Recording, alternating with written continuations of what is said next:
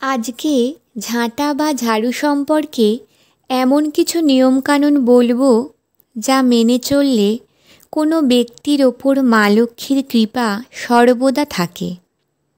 ঝাঁটা বা ঝাড়ু সবার ঘরেই কিন্তু থাকে। এটি আমাদের জীবনে অত্যন্ত উপকারী একটি জিনিস, যা আমাদের পরিষ্কার পরিচ্ছন্নতা, শুদ্ধতা, পবিত্রতা বজায় রাখতে সাহায্য করে। সেই ঝাঁটা সম্পর্কে কিছু সাবধানতা অবলম্বন করতে হয়। চলুন জেনে নিই কোন কোন বিষয়ে আমাদের খেয়াল রাখা প্রয়োজন।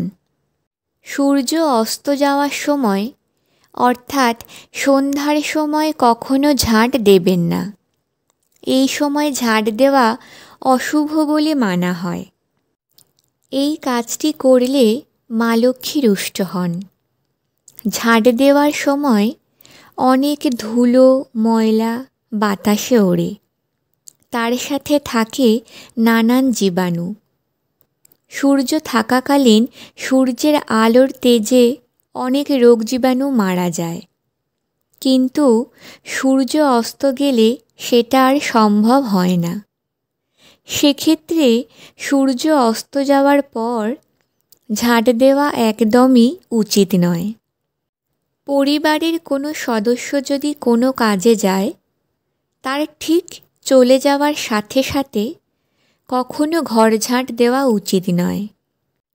এমন যদি করা হয়, মনে করা হয় যে কাজের জন্য যাওয়া হচ্ছে তা সফলতা পায় না, এমনকি সেই ব্যক্তির জন্যও এই কাজটি অশুভ বলে মানা হয়।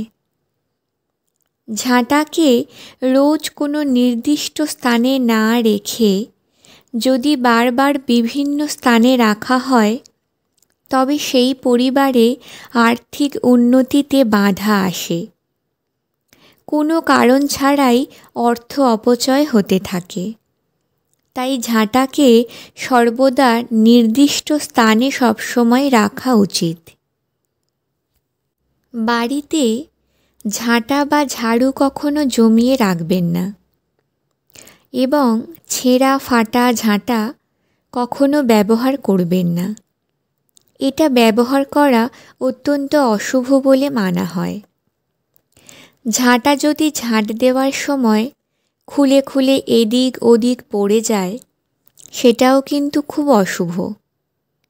ঝাঁটা বদলে নতুন ঝাঁটা বা ঝাড়ু কিনুন, অথবা খুব ভালো করে ঝাঁটাটি দড়ি দিয়ে বেঁধে ব্যবহার করুন। স্বামী স্ত্রী খাটের নিচে কখনো কোনো ঝাঁটা রাখা উচিত নয়। এতে অশান্তি খুব বেড়ে যায়। নতুন ঝাঁটা কিনতে হলে শনিবার দিন কিনুন, এবং নতুন ঝাঁটা ব্যবহার যদি শুরু করেন, তবে সেটা শনিবার দিন থেকেই শুরু করুন। অমাবস্যাতেও নতুন ঝাঁটা ব্যবহার করা অত্যন্ত শুভ বলে মানা হয়। আমরা মূল্যবান জিনিস যেমন লুকিয়ে রাখি, ঠিক তেমনি ঝাঁটাও এমন স্থানে রাখা উচিত যেখানে বাড়িতে আসা অতিথি ও বাড়ির অন্যান্য সদস্যদের চোখে যেন সবসময় না পড়ে। এটি করলে সংসারে কলহ সৃষ্টি হয় অকারণে। ঝগড়াঝাটি সেই পরিবারে লেগেই থাকে প্রত্যেকটি সদস্যের মধ্যে। তাই ঝাঁটা এমন জায়গায় রাখা উচিত যেন সচরাচর কারোর চোখে না পড়ে।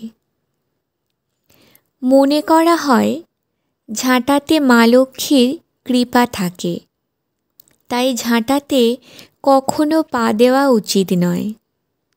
এতে মা লক্ষ্মী অপ্রসন্ন হন। বাড়িতে ঝুল ময়লা ঝাড়ার পর ঝাঁটা বা ঝাড়ু সবসময় পরিষ্কার করে ধুয়ে ভালো করে শুকিয়ে রেখে দেবেন। ঝাড়ু বা ঝাঁটা কখনো দাঁড় করিয়ে রাখা উচিত নয়।